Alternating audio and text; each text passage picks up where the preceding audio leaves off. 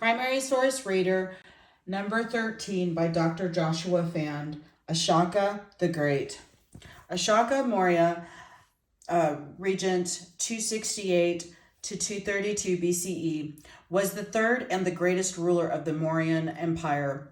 After conquering the kingdom of Kalinga, Ashoka created the largest empire in India subcontinent. Later on, Ashoka converted to Buddhism and adopted the name of Puridarsi, one who looks after the welfare of others, and committed himself and his government to conquest by Dharma. The following selections came from Ashoka's rock and pillar edicts that he created throughout his empire, detailing his mission. Questions for the response paper. Number 1. Why did Ashoka convert to Buddhism? What changes did he make within his empire? What was his attitude toward non-Buddhist? How many were killed and displaced in the Battle of Kalinga? Do you believe in these figures? Why or why not? What is Conquest by Dharma? Primary text selections from Ashoka's rock and pillar edicts. First major rock edict. The beloved of the gods, Puridarsi, the king, has had this inscription on Dharma engraved. Here, no living thing, having been killed, is to be sacrificed, nor is the holding of a festival permitted. For the beloved of the gods, the king Puridarsi, sees much evil in festivals, though there are some of which the beloved of the gods, the king of Puridarsi, approves. Formerly in the kitchens of the beloved of the gods, the king Puridarsi, many hundreds of thousands of living animals were killed daily for meat. But now, at the time of writing this inscription on Dharma, only 3 animals are killed, 2 peacocks and a deer, and the deer not invariably. Even these 3 animals will not be killed in the future. 12th major rock edict. Beloved of the gods, the king Puridarsi honors all sects and both aesthetics and laymen with gifts and various forms of recognition. But the beloved of the gods do not consider gifts or honor to be as important as the advancement of the essential doctrine of all sects. This is the desire of the beloved of the gods, that all sects should be well informed and should teach that which is good, and that everywhere their adherents should be told. The beloved of the gods does not consider gifts or honor to be as important as the progress of the essential doctrine of all sects. Many are concerned with this matter. The officers of Dharma, the women's officers, the managers of the state farms, and other classes of officers, the result of this is the increased influence of one's own sect and glory to Dharma.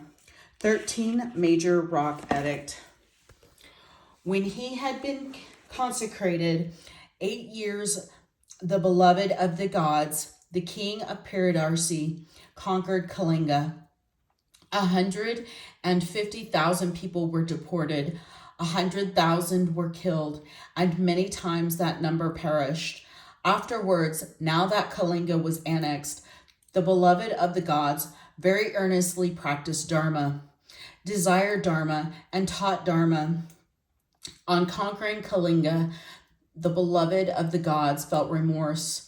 For when an independent country is conquered, the slaughter, death, and deportation of the people is extremely grievous to the beloved of the gods and weighs heavily on his minds. What is even more deplorable to the beloved of the gods is that those who dwell there, whether Brahmins, Sramanas, or those of beloved of the gods, is that those who dwell there, whether Brahmins or Samranas, or those of other secrets or householders, who show obedience to their supporters, obedience to their mother and father, obedience to their teachers, and behave well and devotedly towards their friends, acquaintances, colleagues, relatives, slaves, and servants, all suffer violence, murder, and separation from their loved ones. Even those who are fortunate to have escaped and whose love is undiminished by brutalizing effect of war suffer from the misfortunes of their friends, acquaintances, colleagues, and relatives. The participation of all men in suffering weighs heavily in the mind of the beloved of the gods. The beloved of the gods believes that one who does wrong should be forgiven as far as it is possible to forgive him. And the beloved of the gods consolates the forest tribes of his empire, but he warns them that he has power in his remorse, and he asks them to repent, lest they be killed. For the beloved of the god wishes that all beings should be unharmed, self-controlled, calm in mind, and gentle. The beloved of the gods consider conquest by Dharma to be the foremost victory, and moreover, the beloved of the gods has gained this victory on all his frontiers to a distance of 600 yojanas, where reigns the Greek king named Antiochus, and beyond the realm of that Antiochus, in the lands of the four kings named Ptolemy, Antigonus, Magus, and Alexander, and in the south over the Colus and Pandias as far as Ceylon. Likewise, here in the imperial territories among the Greeks and the Cambodias, Nabakas and Pontus, Bojasand, Patincus, Andros, and Perindus. Everywhere the people follow the beloved of the gods. Instructions in Dharma, even where the envoys of the beloved of the gods have not gone. People hear of his conduct according to Dharma, his precepts and his instruction in Dharma, and they follow Dharma and will continue to follow it. What is obtained by this is victory everywhere, and everywhere victory is pleasant.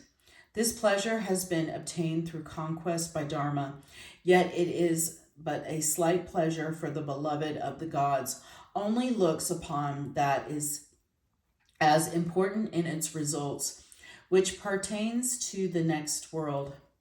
This inscription of Dharma has been engraved so that any sons or great-grandsons that I may have should not think of gaining new conquest, and in whatever victories they may gain should be satisfied with patience and light punishment. They should only consider conquest by Dharma to be a true conquest, and delight in Dharma should be their whole delight, for this is the value in both this world and the next. Second pillar edict. Thus speaks the beloved of the gods, the king Priyadarsi. Dharma is good. And what is Dharma? It is having few faults and many good deeds, mercy, charity, truthfulness, and purity. I have given the gift of insight in various forms. I have conferred many benefits on man, animals, birds, and fish, even to saving their lives. And I have done many other commendable deeds. I have had this inscription of Dharma engraved that men may conform to it, and that it may endure. He who conforms will do well. Fourth pillar edict. This is my instruction from now on. Many men who are imprisoned or sentenced to death are to be given 3 days' respite. Thus their relations may plead for their lives, or if there is no one to plead for them, they make donations or undertake a fast for a better rebirth in the next life. For it is my wish that they should gain in the next world. Seventh Pillar Edict. Thus speaks the beloved of the gods, the King Paradarsi. In the past, kings searched for means whereby people's interest in Dharma would increase. But the people did not respond accordingly with a greater devotion to Dharma. Hence, the beloved of the god, the King Paradarsi says, this idea occurred to me. In the past, kings sought to make the people progress, but they did not. How then could people be made to conform to Dharma and increase their interest in it? How could I elevate them through devotion to Dharma? I shall make them hear proclamations of Dharma and instruct them with the knowledge of Dharma. When they have heard this, the people will endorse it, and it will be elevated and will progress greatly in Dharma. For this reason, there have been proclamations of Dharma, and many instructions of Dharma were ordered, and my administrators were appointed over many people. They will admonish them and explain Dharma to them. The Rajukas are appointed over many hundreds of thousands of people. I have instructed them duly to encourage these people devoted to Dharma. Thus speaks the beloved of the gods, the King Paradarsi. With this same idea in mind, I have made pillars of Dharma, appointed officers to Dharma, and made proclamations of Dharma. Thus speaks the beloved of the gods, the King Paradarsi. On the roads I have had banyan trees planted, which will give shade to beasts and men. I have had mango groves planted, and I have had wells dug and rest houses built in every 8 crosses. And I have had many watering places made everywhere for the use of beasts and men. But this benefit is important, and indeed the world has enjoyed attention in many ways from former kings as well as from me.